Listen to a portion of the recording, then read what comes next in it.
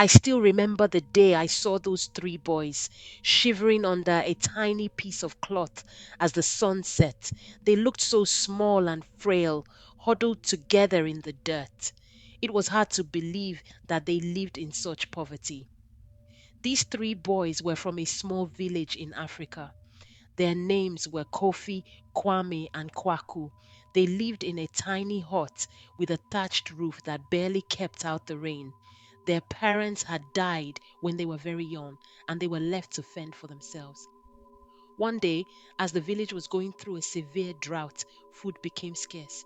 The boys had nothing to eat and no way to get help. They walked for miles every day, hoping to find something to eat or a kind person to give them a hand.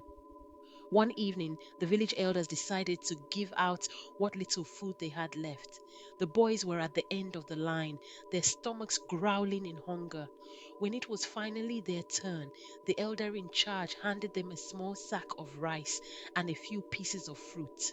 The boys were so grateful, but as they walked away, they noticed another child in even worse condition than they were. Without thinking, Kofi took out half of the rice and gave it to the child. Kwame and Kwaku followed suit, giving away their share of the fruit. They didn't have much, but they shared everything they had.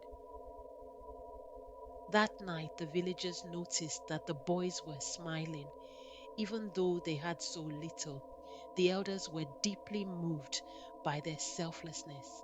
They decided to help the boys more, providing them with better food and some basic necessities. In time, the drought ended and the village began to recover. The boys grew up to be respected members of the community, known for their kindness and generosity. Their story spread, teaching everyone a lesson about the true meaning of compassion and selflessness. Even now, when times are tough, I think of those three boys and how they showed us that even when we have nothing, we can still give something valuable, our kindness.